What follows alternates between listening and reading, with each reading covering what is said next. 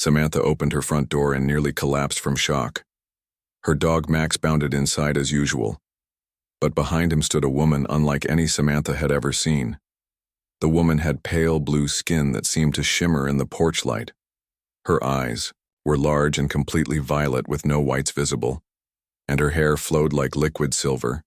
Max immediately ran back to the strange woman, wagging his tail excitedly and looking up at her with complete adoration. Samantha gripped the doorframe, trying to process what she was seeing. The stranger smiled, revealing teeth that were perfectly white. "My name is Lyra. I found your companion in the woods by the lake. He showed me to your dwelling. I hope this is acceptable." Her voice had an odd musical quality that made Samantha shiver. Max continued to circle around Lyra, occasionally pressing his nose against her hand. Samantha had never seen Max this attached to anyone. Max was usually protective and wary of strangers, but with this woman, he acted like they had known each other forever. "How did you find him?" "Max never runs away," Samantha managed to ask, still not moving from her position at the door. Lyra tilted her head slightly. "I was observing Earth fauna when your Max approached me. He appeared distressed, so I communicated with him. He wished to return home but wanted me to accompany him. I believe he sensed my unfamiliarity with this environment." Samantha blinked, trying to process the information. Did this woman just say she communicated with Max? And did she really just casually mention observing Earth fauna as if she were not from Earth herself? "You can talk to dogs?" Samantha asked weakly. "Not in your language," Lyra replied. Her lips curved upward. "Not through sounds, but through energy, patterns, and intention. Your Max has a very clear energy signature, very protective of you." Max barked as if confirming this statement. Samantha slowly stepped back from the door, allowing Lyra to enter. The alien woman, if that's what she truly was, walked with unusual grace, almost as if she were floating slightly above the floor. Max followed Lyra closely as she entered, moving into the living room. He sat at her feet, looking up at her with what Samantha could only describe as pure love. "My ship is concealed in the forest clearing by the northern lake," Lyra explained as she gazed around Samantha's modest living room with open curiosity. "I am a biological researcher, studying Earth life forms. I was not planning to make contact with humans during this expedition, but your Max was very persuasive." Samantha collapsed onto her sofa, trying to take it all in. Max immediately jumped up beside Lyra, who was now examining Samantha's bookshelf with great interest. "You're an alien." Samantha stated the obvious, unable to think of anything more intelligent to say. Lyra turned and smiled. "My species calls themselves the Aeloria. We have been studying your planet for many cycles, but we rarely interact directly with humans. For the next several days, Max was completely inseparable from Lyra." The dog, who had always been Samantha's loyal companion, now seemed completely smitten with the alien visitor. Lyra slept in Samantha's spare bedroom, though she explained she needed very little rest compared to humans. Max refused to sleep in Samantha's room as he always had, instead curling up outside Lyra's door each night. Lyra was fascinated by everything from toasters to television. She explained that her people had much more advanced technology but found human inventions charming in their simplicity. She was particularly intrigued by Samantha's garden, spending hours examining each plant and flower. Samantha, who worked from home as a graphic designer, found herself growing accustomed to having an alien houseguest. Surprisingly, quickly, she began to look forward to Lyra's questions and observations about human life. Each evening they would sit in the garden while Lyra pointed out stars and planets, explaining which ones her people had visited. Max never left Lyra's side. For a dog who had always been somewhat aloof with others besides Samantha, his behavior was startling. He brought Lyra his toys, followed her from room to room, and seemed to understand her when she spoke to him without words. "Have you put some sort of spell on my dog?" Samantha asked one evening as they watched Max sleeping peacefully with his head resting on Lyra's foot. Lyra looked confused. "No spell. The bond formed naturally. Your Max has an unusually receptive mind for a canine. He understands more than most of his kind." His devotion to you is very strong, but he also recognizes something in me. Perhaps the fact that I can perceive his thoughts more clearly than humans can. 1 week into Lyra's stay, Samantha received a call from her neighbor. Kate, I saw someone unusual going into your house the other day. Kate said, is everything okay? Samantha hesitated, unsure how to explain Lyra. She settled for a partial truth. Yes, just a friend visiting from out of town. She's a bit eccentric after hanging up. Samantha realized she would need a better explanation if Lyra was going to stay longer. People would notice her unusual appearance. We need to figure out how to explain you to people, Samantha told Lyra. Your blue skin is going to raise questions. Lyra nodded, understanding. I can modify my appearance temporarily. She closed her eyes and her skin slowly shifted from pale blue to a more human tone. Her silver hair darkened to blonde, and her violet eyes changed to blue with proper whites and pupils. The transformation was subtle but effective, making Lyra look merely exotic rather than alien. Max whimpered at the change, seeming disturbed by Lyra's new appearance. It's still me, she assured the dog, placing her hand on his head. He calmed immediately. This is a simple molecular adjustment, Lyra explained to Samantha. It requires energy to maintain, so I cannot hold it indefinitely, but it will work for brief encounters with your fellow humans. That evening, Samantha invited her friend Olivia over for dinner, wanting to test Lyra's human disguise. Olivia was immediately charmed by Lyra, though she commented on her unusual accent and graceful movements. Where did you say she's from?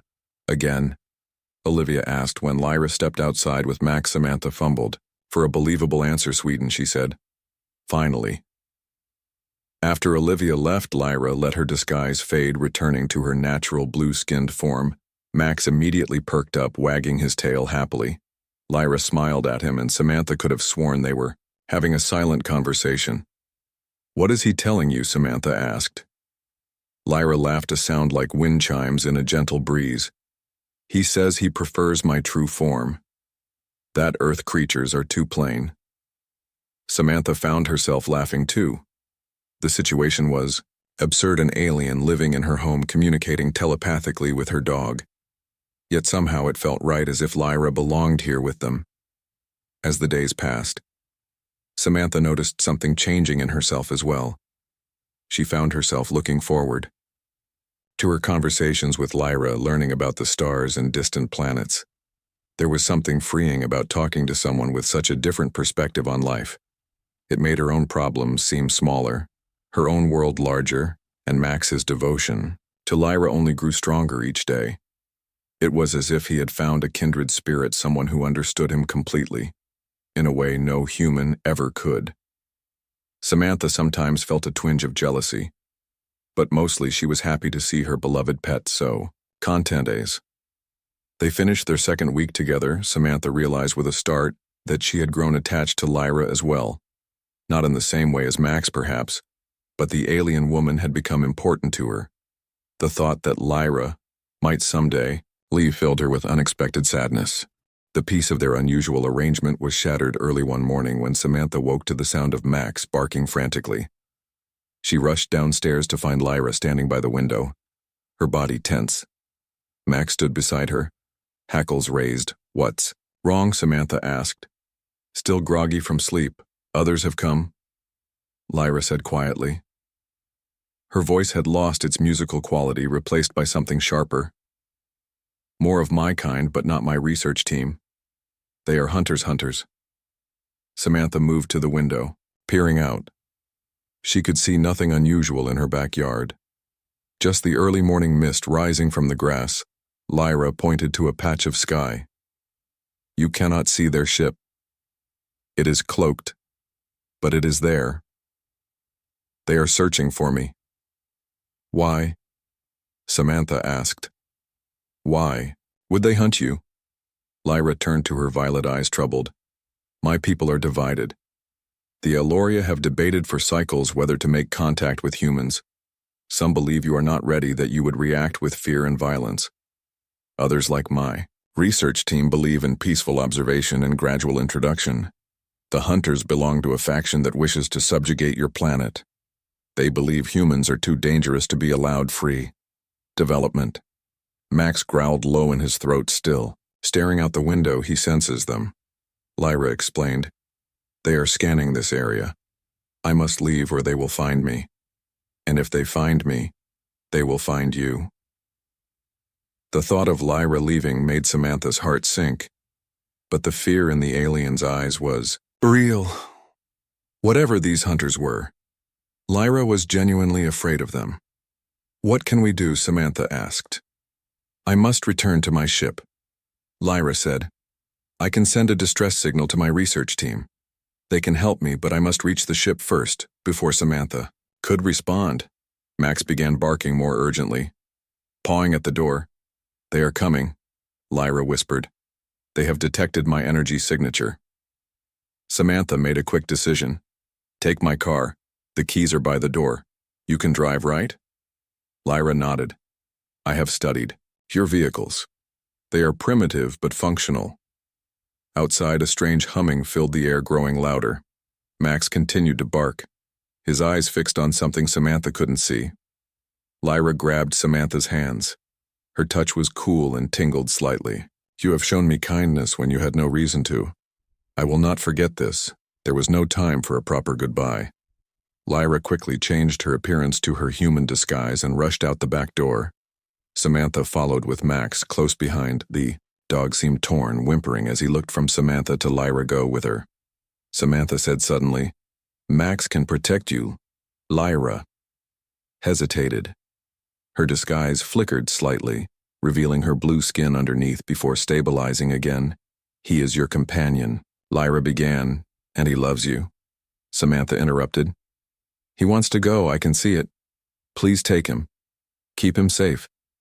Max looked up at Samantha with intelligent eyes. Then he pressed against her legs briefly before bounding to Lyra's side. The decision made. Lyra nodded, gratitude in her eyes. I will protect him with my life. We will return if we can. Samantha watched as Lyra and Max rushed to her small hatchback parked in the driveway. As they drove away, the humming in the air intensified. A strange distortion appeared in the sky above her house like heat waves on a summer road. Then it was gone, the morning quiet once more. For 3 days, Samantha heard nothing. She went through the motions of her life, working on her graphic design projects, answering emails, but her thoughts were constantly with Lyra and Max. She worried about them, wondering if they had escaped the hunters, if they were safe. On the 4th day, just as dusk was falling, Samantha heard a car pull into her driveway. She rushed to the window, hope surging through her. But it wasn't her hatchback, it was a sleek black SUV with tinted windows. 2 men in dark suits stepped out, looking around with practiced efficiency. Government agents. Samantha thought, her heart racing. They must be investigating the alien presence. Had someone seen Lyra? Had the hunters contacted human authorities? Thinking quickly, Samantha grabbed her phone and keys and slipped out the back door. As the agents approached her front entrance, she crept along the side of the house and into the wooded area behind her property. She had no plan, only the certainty that she needed to avoid these men. She walked for nearly an hour, following the path toward the northern lake, where Lyra had said her ship was hidden. The forest was dark now, the moon providing only occasional glimpses of light through the trees. Samantha used her phone's flashlight sparingly, afraid it might attract attention. Finally, the trees opened to reveal the small clearing Lyra had described. Samantha stood at the edge, searching for any sign of the alien ship or of Max. There was nothing but empty space and the gentle lapping of lake water against the shore. Lyra, she called softly. Max, no response, exhausted and disheartened. Samantha sat on a fallen log. She had no idea what to do next. If Lyra and Max had escaped in her ship, they could be anywhere, perhaps even off-planet. If they had been captured, a twig snapped behind her. Samantha spun around, her heart pounding.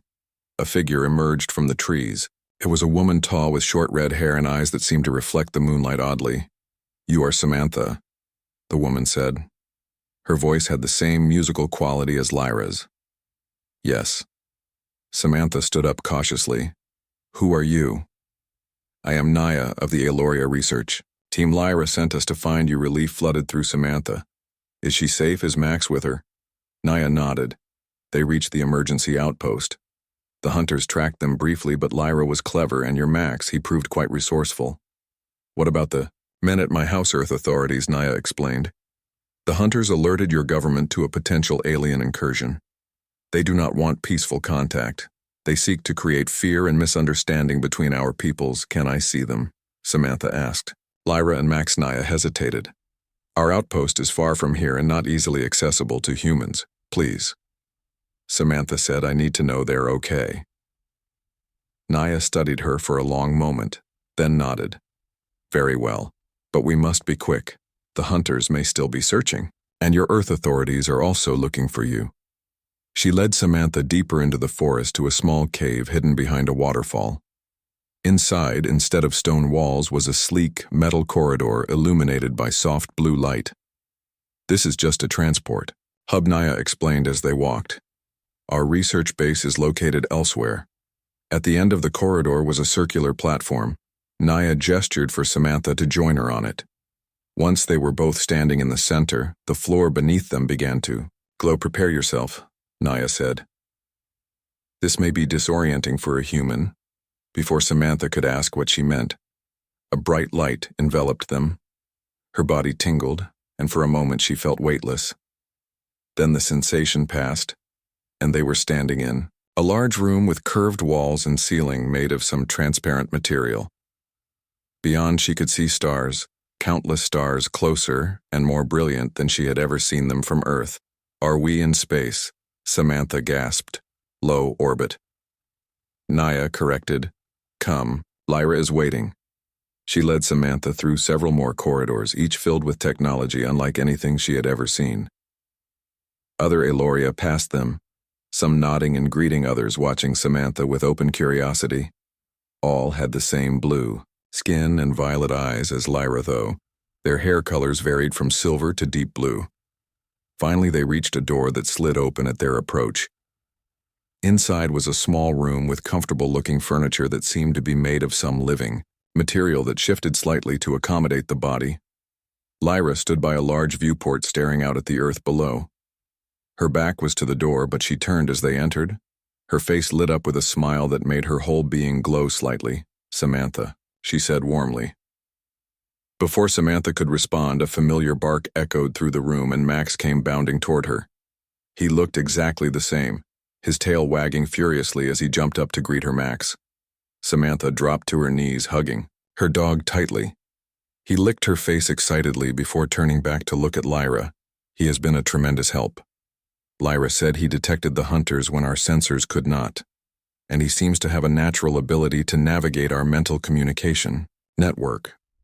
The research team is quite fascinated by him. Samantha stood up. You made it out safely then, Lyra nodded. Though it was close. The hunters pursued us to the lake, but Max led us through a path they couldn't follow, and your vehicle proved adequate for our escape. And now, Samantha asked, looking around the alien ship. What happens now? Lyra exchanged glances with Naya before responding. The situation is complicated, Lyra admitted. Our research team has contacted the Aeloria Council to report the hunters' unauthorized actions, but the hunters have allies in high positions. They claim we violated protocols by making direct contact with humans. Max whined softly, pressing against Samantha's leg. He understands more than you might expect, Lyra said, smiling at the dog. He has been worried about you. Samantha stroked Max's head, feeling the familiar softness of his fur amid all the alienness surrounding them. I can't go home, can I? Samantha said slowly, realizing the implications. Those government agents, they are searching for you, Naya confirmed. The hunters have convinced certain elements of your government that you have been in contact with dangerous extraterrestrial entities. They believe you may have information that threatens your planets. Security. Samantha sat heavily on one of the living chairs, which molded itself around her, for comfort. So I'm a fugitive because my dog brought home an alien. Lyra knelt beside her. Her violet eyes held genuine concern. I am deeply sorry for bringing this trouble to you.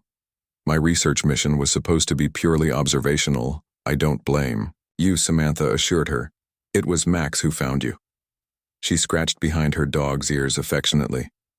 And I can't be mad at him for that. Naya cleared her throat. We have a solution to propose, one that our research director has approved. She looked at Lyra. You should explain. Lyra nodded. We would like to offer you sanctuary among us temporarily until we can resolve this situation with both the hunters and your Earth authorities. Sanctuary? You mean stay here? On your ship? Not just on this ship, Lyra explained. We have a research colony on your moon's dark side. It is well hidden from Earth observation. Lyra explained. You would be safe there while we negotiate with the council. Samantha laughed a slightly hysterical sound. Live on the moon. How is that even possible? I need air, food, water, all provided, Lyra assured her. Our habitats are designed to accommodate various life forms, and Max would be with you. He has already adapted quite well to our environment. As if to demonstrate, Max trotted around the room, perfectly at ease in the alien surroundings. It's too much to process, Samantha said, rubbing her temples. I had a normal life a week ago. Now I'm being offered asylum on the moon, but she knew returning home wasn't an option. Not with government agents looking for her. Her house was probably under surveillance, her communications monitored. How long would I have to stay there? Naya answered. Several of your Earth weeks at minimum. Perhaps longer. It depends on how quickly we can resolve the situation, politically. And if it can't be resolved, Samantha asked, then we would offer you permanent residence among our people, Lyra said quietly. Or if you preferred, we could relocate you to another Earth location with a new identity. The gravity of the situation hit Samantha fully. She might never return to her old life, all because her dog had brought home an alien woman. I need time to think, Samantha said. Of course. Lyra nodded, but not too much time. The hunters are still searching, and your Earth authorities may soon expand their search parameters. Naya excused herself, leaving Samantha alone with Lyra and Max. Tell me about this moon colony, Samantha said finally. Lyra's face brightened. It is beautiful in its own way. We have created a biodome that replicates various Earth environments. We study how Earth flora and fauna adapt to lunar conditions. The gravity is adjusted to Earth.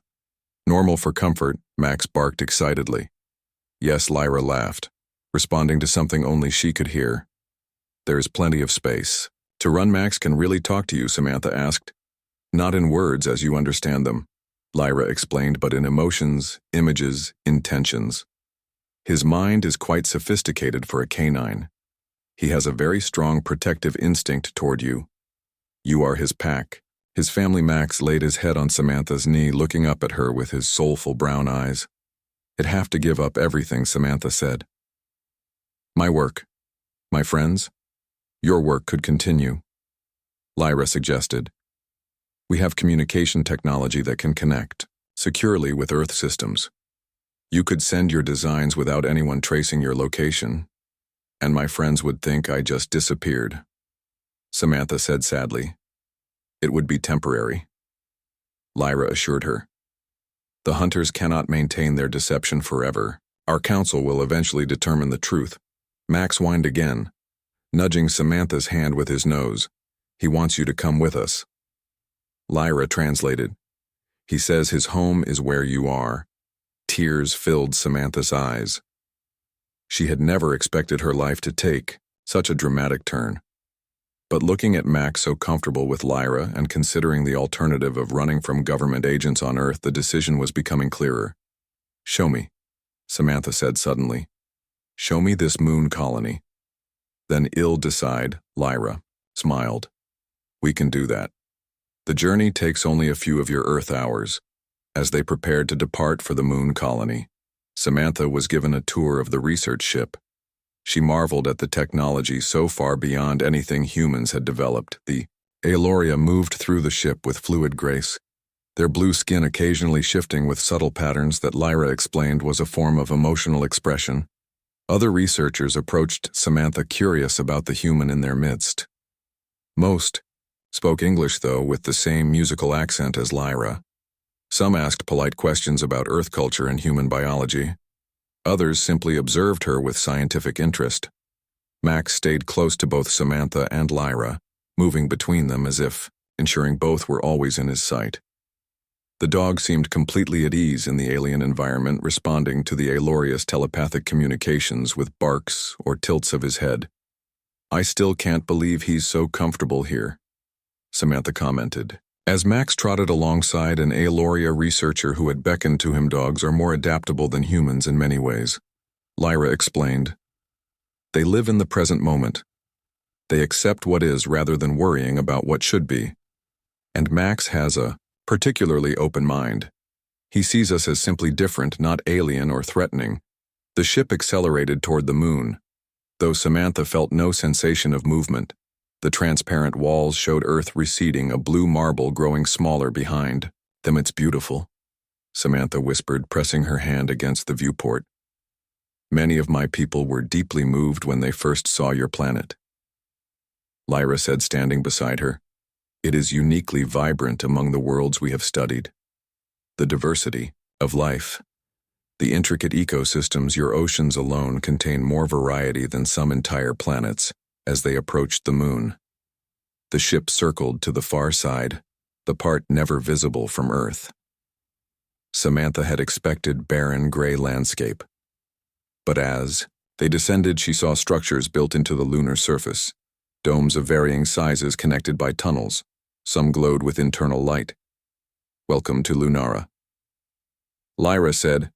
"Our home among the stars." The ship docked inside a massive hangar carved into a lunar crater. Samantha followed Lyra and Max through a series of airlocks and into the colony proper. The sudden appearance of trees and flowing water took her breath away. "It's like a park," Samantha gasped, looking up at the curved ceiling far above, where artificial sunlight streamed down. "This is our central commons," Lyra explained. "Various Earth biomes are reproduced in connecting chambers. We have forest, desert, grassland, and marine environments, each carefully balanced and maintained." Eloria moved through the park-like setting, some in what appeared to be work uniforms, others in flowing garments of shimmering material. Several nodded greetings to Lyra and looked at Samantha with interest. Max ran ahead, sniffing excitedly at the earth, plants, and splashing in a small stream. He seemed overjoyed at finding familiar scents in this alien place. Lyra led them to a small dwelling built into the side of the dome. Its rounded doorway opened at their approach, revealing a comfortable living space that appeared to blend Earth and Aloria design aesthetics. "This would be your home," Lyra explained, "if you choose to stay with us." She touched a panel, and one wall became transparent, showing the stark beauty of the lunar landscape beyond the dome. The Earth hung in the black sky blue, and perfect. Max bounded into the dwelling, exploring each room with enthusiasm, before jumping onto a curved sofa and looking expectantly at Samantha. "I think he approves," Lyra said with a musical laugh, despite the strangeness of it all. Samantha felt an unexpected sense of peace here. Watching Max so happy and seeing the genuine warmth in Lyra's expression, she realized that home might not be a place, but the connections you make. "I have questions," Samantha said. "So many questions, but yes, I think we can stay for now." Max barked joyfully and Lyra smiled. "Then let me show you how to truly live among the stars," Lyra said, extending her hand. Life on the lunar colony quickly settled into a routine that was both strange and comforting. Samantha woke each morning to artificial sunlight streaming through her windows and the familiar weight of Max curled at her feet. The dog had adapted completely to lunar life, bounding through the lower gravity, with obvious delight chasing alien butterflies through the biodome's gardens. Samantha continued her graphic design work from a communication station set up in her dwelling. Lyra had been right. The Aloria technology allowed her to send files to Earth clients without revealing her location. Her clients never suspected that the designs they received were created from a lunar base. Most of the Aloria researchers welcomed Samantha, treating her as an honored guest rather than a specimen to study. They were curious about human culture and perspective, often asking her to explain Earth concepts from art to politics to food preferences. Their questions revealed as much about them as her answers revealed about humanity. The Hunters, as Samantha learned, were a minority faction within Aloria society. They believed that Earth would eventually become a threat to galactic peace if humans developed space travel before developing greater ethical awareness. The hunters had attempted to force a confrontation, hoping to justify more direct intervention in human affairs. Lyra spent much of her time in communication with the Aeloria Council, advocating for Samantha and working to discredit the hunters' claims. But she always made time to join Samantha and Max for evening meals, explaining Aeloria customs and teaching Samantha their language. One evening, as they sat in Samantha's dwelling, watching Earth rise over the lunar landscape, Max suddenly perked up his ears. "Alert, what is it?" Samantha asked. Lyra tilted her head, listening to something beyond human perception. "He senses visitors." She looked concerned. "From Earth?" Samantha felt a spike of fear. "Have the hunters brought government agents here?" No, Lyra shook her head. "The research director has allowed a diplomatic envoy, a small group of humans trusted with knowledge of our existence. They have come to negotiate what your return." She met Samantha's eyes. "Some in your government now understand that the hunters misled them. They wish to establish proper diplomatic relations, and they want you as an intermediary." Samantha stood up, pacing the small room. "I'm a graphic designer, not a diplomat." Lyra smiled. "You are a human who has lived among us without fear, who has seen our true nature," Max barked. And yes, she translated with a laugh. "Who has a dog that loves both worlds." The next day, Samantha met the Earth delegation in the central commons of the colony. 5 humans, 3 women, and 2 men stood awkwardly in their Earth clothes, looking around in wonder at the alien environment. They stared at the blue-skinned Aeloria with poorly concealed amazement. One woman stepped forward when Samantha approached. "Ems Harris, Special Envoy Diane Carter," she said, formally extending her hand. "We came as soon as we understood the situation." Samantha shook her hand, feeling strangely disconnected from her own species after weeks among the Aeloria. "What situation exactly?" "That. You were not abducted as initially reported," Carter explained. "The hunters, as they call themselves, approached certain military officials with claims of hostile alien infiltration. When we learned of the research mission and their true intentions, we established direct communication." Max trotted beside Samantha, watching the newcomers with interest. He sniffed at Carter, then wagged his tail slightly. "Your dog seems at home here," Carter observed. "He found his place among the stars," Samantha said, smiling as Max wandered back to Lyra, who stood a respectful distance away. The dog sat beside the alien woman, looking completely natural in her presence. Over the next several days, Samantha attended meetings between the Earth delegation and Aeloria representatives.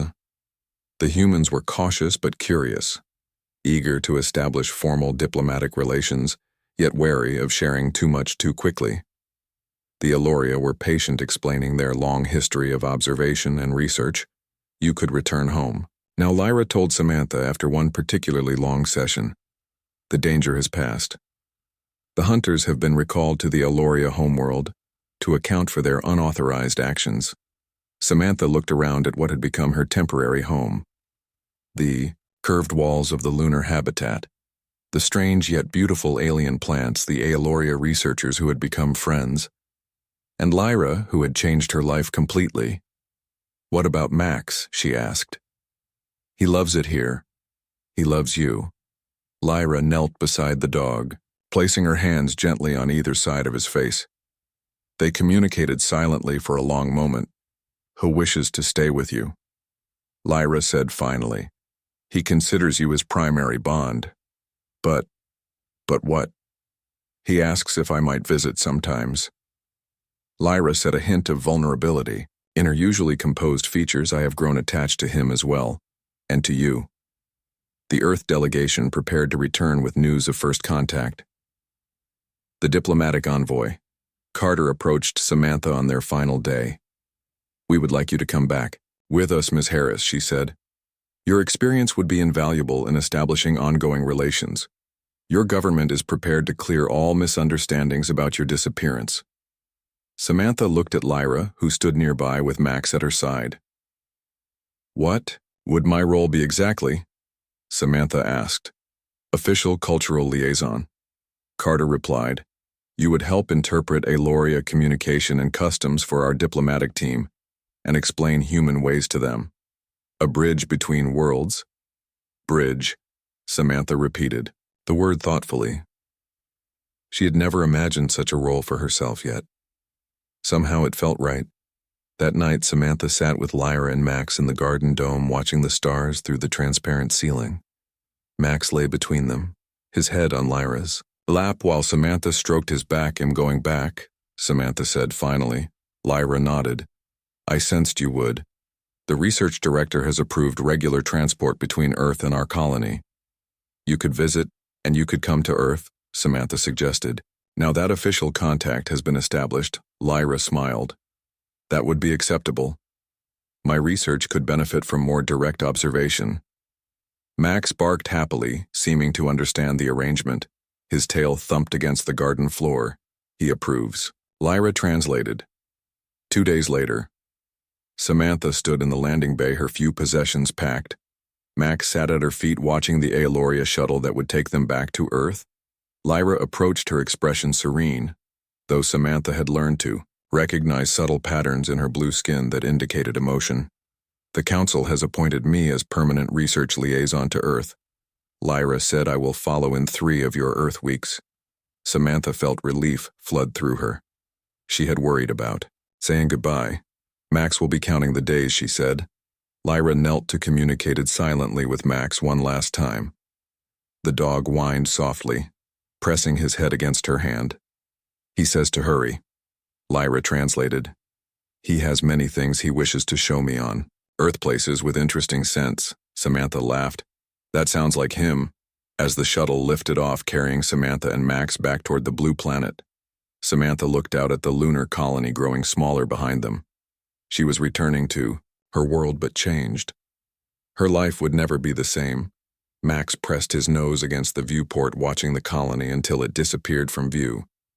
Then he turned to Samantha, his brown eyes holding an intelligence she had only recently learned to recognize. "Shall visit soon," Samantha assured him, stroking his fur. "We have a foot in both worlds now." Max wagged his tail and settled beside her as Earth grew larger in the viewport. His loyalty never in question despite his obvious bond with Lyra. He had simply expanded his pack to include an alien from the stars. The shuttle entered Earth's atmosphere, the familiar blue sky replacing the blackness of space. Samantha felt a strange mix of emotions: relief at returning home, excitement about her new role, but also a pullback toward the lunar colony. And Lyra, Max seemed to sense her conflicted feelings. He placed his paw on her hand, looking up with understanding eyes. "You're right," Samantha told him. "It's not about choosing one world over another. It's about bridging them." The shuttle landed at a secured facility in a remote desert location. Official-looking vehicles waited on the tarmac. Government representatives stood ready to welcome her back and debrief her about her experiences. As Samantha and Max stepped onto Earth soil after weeks away, she felt the difference immediately. The heavier gravity, the smell of the air, the distant sound of birds. It was familiar, yet somehow new, as if she were seeing her home planet through Elorian eyes. Max barked excitedly, pulling at his leash, eager to explore Earth sense again. "Welcome home, Miss Harris," a government official greeted her. "Thank you," Samantha replied. "But in a way I have 2 homes now." The man looked confused, but Samantha just smiled. Max wagged his tail, looking up at the sky where somewhere beyond the blue Lyra was preparing to join them.